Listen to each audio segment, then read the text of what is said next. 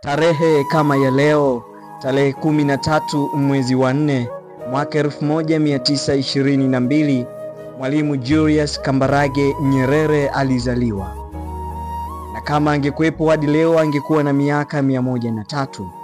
Na huu ni mwaka wa 26 tangu kufa kwake mwaka 1999. Mwalimu Julius Kambarage Nyerere anakumbukwa kwa mengi sana. Huyu ni baba wa taifa, baba wa nchi. Na hii siku yake ni muhimu sana kwa kuwa ndiyo siku aliyokuja duniani. Hii ni historia fupi kumuhusu Mwalimu Julius Kambarage Nyerere. Karibu uungane nami, usisahau kulike, kucomment, kushare na kusubscribe katika chaneli yetu hii ya Lisha Ubongo. Asante. Mwalimu Julius Kambarage Nyerere alizaliwa mnamo tarehe 13 mwezi wa 4 mwaka 1922 katika kabila dogo kabisa nchini la Wazanaki, kijiji cha Butiama, wilaya ya Musoma, mkoa wa Mara, Tanzania. Wakati ule ulijulikana kama Tanganyika. Baba yake aliitwa Burito Nyerere, aliyekuwa chifu wakati ule, na mama yake aliitwa Christina Mgaya. Mama yake Christina Mgaya wa Nyang'ombe alikuwa mke wa 5 kati ya wake 22 wa chifu Nyerere Burito.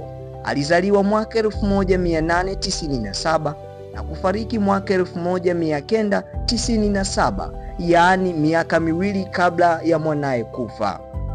Alikuwa na watoto 6 akiwemo Mwalimu Julius Kambarage Nyerere. Jumla ya watoto wa mzee Burito Nyerere walikuwa ni 26. Wakati anazaliwa Mwalimu Julius Kambarage Nyerere, mvua kubwa sana ilinyesha, na hiyo ndiyo sababu ya kupewa jina la kijadi ambalo ni Kambarage, yaani mhoka, mvua. Tafsiri yake ni kuwa Kambarage alileta tumaini kwa wakulima na wafugaji wa Butiama.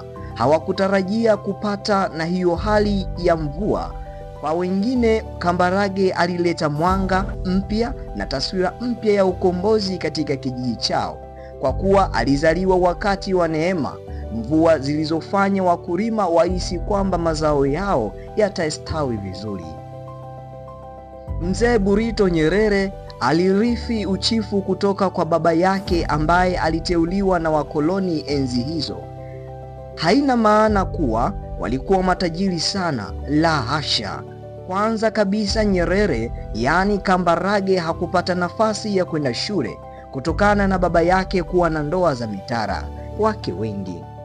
Kambarage alikuwa mahiri sana wa kucheza mchezo wa bao, ambapo siku moja alicheza na wazee wenye umri wa baba yake na kuwapeleka mputa hadi wakastaajabu. Na huo ndio ulikuwa mwanzo wa maisha yake ya kwenda shule, kwani wazee wale walistaajabu uchezaji wa kijana yule. Alionyesha umahiri na ushupavu katika mchezo wa bao. Wazee walimshauri mzee Burito Nyerere kuwa kutokana na akili za Kambarage inabidi ampeleke shule. Kwa kweli wazo hili lilipata kibali machoni pa mzee Burito Nyerere. Inasemekana kuwa mchezo huu wa bao waliokuwa wakicheza, kete zilizokuwa zikitumika zilikuwa ni dhahabu tupu. Alipokuwa mdogo, Nyerere alichunga mifugo ya baba yake. Katika umri wa miaka 12 aliingia shule. Alihitimu darasa la 4 katika shule ya msingi Mwisenge, ambapo mwendo wa kutoka Butiama kijijini kwao hadi Mwisenge ni takriban kilomita 30. Aisee, mwalimu hongera sana. Alifaulu vizuri sana na kuendelea na masomo yake katika shule ya kati, yaani middle school ya Tabora, ambayo kwa wakati huo ilikuwa shule bora Tanganyika na ilisimamiwa na mapadre wazungu, yaani white fathers. Katika umri wa miaka 21, tarehe 23 mwezi wa 12 mwaka 1943, Mwalimu Julius Kambarage Nyerere alibatizwa na kupewa jina Julius. Akawa Mkristo hadi mwisho wa maisha yake. Mapadre wakiona akili yake kubwa walimsaidia kusomea ualimu huko Makerere, Kampala, Uganda, kuanzia mwaka 1943 hadi mwaka 1945, ambapo alihitimu na kupewa stashahada ya ualimu. Akiwa chuoni Makerere, Mwalimu Julius Kambarage Nyerere alikuwa rais wa umoja wa wanazuoni Tanganyika. Umoja huo uliitwa Tanganyika African Welfare Association, yaani TAWA. Lengo kubwa la umoja huu ilikuwa ni kudai maslahi ya wanafunzi wa Kiafrika kutoka Tanganyika. Lakini kutokana na uongozi wa Kambarage, aliweza kupanua wigo wa umoja huu na kujihusisha na mambo ya kisiasa na kijamii kwa kuandika makala mbalimbali, kwani Mwalimu Julius aliweza kuutumia uzoefu wake wa kazi katika umoja wa TAA ndani ya TAWA. Na ndiyo maana aliweza kupanua wigo wa umoja huo, kwani moyoni mwake alitamani uhuru na alichukizwa na unyanyasaji unaofanywa na wakoloni. Yeye alichoamini ni kuwa watu wote wapo sawa na wanastahili haki. Aliporudi Tanganyika kutoka chuoni, alifundisha katika shule ya sekondari ya St. Mary's, Tabora, masomo ya biolojia na historia. Mwaka 1949 alipata scholarship ya kwenda kusoma kwenye chuo kikuu cha Edinburgh, Scotland, ufalme wa Muungano. Akapata MA ya historia na uchumi. Alikuwa Mtanganyika wa kwanza kutoka katika chuo kikuu cha Uingereza na wa pili kupata shahada ya elimu ya juu nje ya Tanganyika. Aliporejea kutoka masomoni, alifundisha historia, Kiingereza na Kiswahili katika shule ya St. Francis iliyo karibu na Dar es Salaam. Mwaka 1953 alichaguliwa kuwa rais wa chama cha Tanganyika African Association, yaani TAA, chama ambacho alikisaidia kukijenga alipokuwa mwanafunzi katika chuo cha Makerere. Mwaka 1954 alibadilisha jina la chama cha TAA kwenda chama cha Tanganyika African National Union, yaani TANU, ambacho pia kilikuwa cha siasa zaidi kuliko TAA. Ndani ya mwaka mmoja chama cha TANU kikawa tayari chama cha kisiasa kinachoongoza nchini Tanganyika. Uwezo wa Nyerere uliwashtua viongozi wa kikoloni, hivyo alilazimika kuchagua kati ya siasa na kazi ya ualimu. Nyerere alisikika akijisemea, "Mimi ni mwalimu kwa kuchagua na mwanasiasa kwa bahati mbaya." Alijiuzulu ualimu na kuzunguka nchi nzima ya Tanganyika kuzungumza na watu wa kawaida na machifu ili kuleta umoja katika kupigania uhuru. Pia alizungumza kwa niaba ya TANU katika Trusteeship Council na Fourth Committee ya Umoja wa Mataifa UN huko New York. Uwezo wake wa kuongea na kuunganisha watu ulimwezesha kufanikisha Tanganyika kupata uhuru bila umwagaji wa damu. Ushirikiano mzuri alioonyesha aliyekuwa gavana wa wakati huo Richard Turnbull ulisaidia pia kuharakisha upatikanaji wa uhuru. Nyerere aliingia katika bunge la kikoloni mwaka 1958 na kuchaguliwa kuwa waziri mkuu mwaka 1960.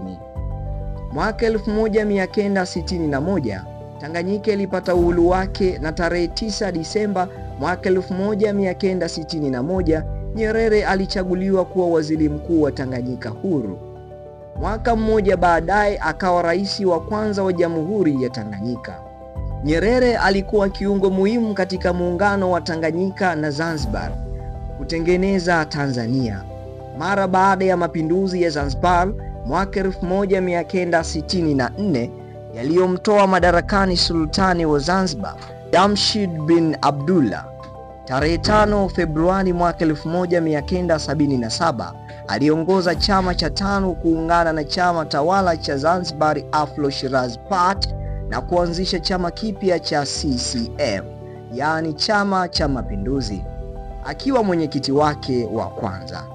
Nyerere aliendelea kuongoza taifa hadi mwaka 1985 alipomwachia nafasi rais wa pili Ali Hassan Mwinyi. Aliacha kuongoza Tanzania ikiwa ni moja wapo kati ya nchi maskini zaidi duniani, ingawa yenye huduma za elimu na afya zilizoenea kwa wananchi wengi. Hata hivyo, aliendelea kuongoza CCM hadi mwaka 1990 na kuwa na athari kubwa katika siasa ya Tanzania hadi kifo chake. Kwa mfano, inasadikika kuwa Nyerere alishawishi uteuzi wa Benjamin William Mkapa kama mgombea wa urais mwaka 1995, ambaye alichaguliwa kuwa rais kwenye uchaguzi. Nyerere alikaa muda mwingi kwake Butiama akilima shamba lake. Pamoja na hayo, alianzisha taasisi yenye jina lake mwaka 1996. Alionekana akiwa mpatanishi wa pande mbalimbali za vita vya wenyewe kwa wenyewe huko Burundi. Tarehe 14 Oktoba mwaka 1999 aliaga dunia katika hospitali ya St. Thomas mjini London baada ya kupambana na kansa ya damu. Maskini baba. Kati ya mafanikio makubwa Nyerere kuna kujenga umoja wa taifa kati ya watu wa makabila na dini tofauti, na hivyo kudumisha amani ya muda mrefu, tofauti na hali ya nchi jirani iliyoifanya Tanzania iitwe kisiwa cha amani. Pia kustawisha utamaduni wa Kiafrika pamoja na lugha ya Kiswahili, kushinda ubaguzi wa rangi, kutetea usalama wa taifa katika vita dhidi ya mvamizi Idi Amin wa Uganda, kutoa mchango kwa vyama vya ukombozi vya nchi za kusini mwa Afrika kama vile Zimbabwe, ZANU, Afrika Kusini, ANC na PAC, Namibia, SWAPO, Angola, MPLA na Msumbiji, FRELIMO. Nyerere alilaumiwa kwa siasa yake ya kiujamaa kuwa ilichelewesha maendeleo ya kiuchumi wa Tanzania. Siasa yake ya ujamaa ilishindikana kwa kiasi kikubwa baada ya mwaka 1976 kwa sababu mbalimbali za nje na za ndani ya nchi. Baada ya kuona kuwa uchumi wa Tanzania hautaweza kusimama kwa siasa ya kijamaa na kuwa hataweza kuvumilia kuendesha nchi kwa siasa nyingine ambazo yeye hakuwa na imani nazo, Nyerere kwa hiari yake mwenyewe aliamua kustaafu nafasi ya urais kuanzia uchaguzi wa mwaka 1985 na kumwachia usukani Ali Hassan Mwinyi aliyetawala kwa siasa ya uchumi wa soko huria. Katika hali ya kukubali ukweli, Nyerere katika tafrija ya kumuaga alitamka juu ya siasa yake ya upande wa uchumi: "Nimefeli, tukubali hivyo."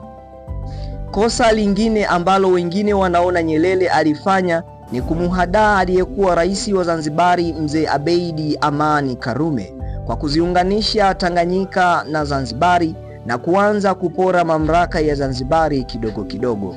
Kwa hivi sasa Wazanzibari wengi wamechoka na muungano huo na wanataka uhuru wa nchi yao ili wapumue. Hata upande wa bara wananchi wengi wanalalamika kutoweka kwa Tanganyika na serikali yake. Pia kuna makundi ya Waislamu wanaomtuhumu kwa kuendesha kwa siri vita dhidi ya dini yao na kupendelea Wakristo katika utoaji wa elimu na madaraka, japo wasomi wengi kwa kipindi cha utawala wake walikuwa Wakristo. Pamoja na hayo, Nyerere bado anakumbukwa na Watanzania hasa wa hali ya chini kutokana na sera zake za kujali utu. Pia ataendelea kukumbukwa na Waafrika barani kote hasa kwa mchango wake mkubwa wakati wa harakati za kupigania uhuru katika nchi mbalimbali barani Afrika. Mwalimu Julius Kambarage Nyerere ni mmoja wa viongozi wachache waadilifu waliokwepa kujilimbikizia mali pamoja na kutawala kwa miaka zaidi ya 24. Alitawala kwa miaka 23. Mwishoni mwa maisha yake Nyerere aliishi kama mkulima wa kawaida kijijini kwake Butiama. Alipata na kansa ya damu, leukemia, akafariki Uingereza wakati wa kutibiwa katika mji wa London tarehe 14 Oktoba 1999. Alizikwa mahali pa kuzaliwa kwake, kijiji cha Butiama. Asante sana kwa kunisikiliza. Ulikuwa nami Mr. Lisha. Nikukaribishe, usisahau kulike, comment, kushare na kusubscribe katika chaneli yetu hii ya Lisha Ubongo. Tunaweza kusema kwa pamoja happy birthday baba, tukikumbuka yale yote aliyotufanyia.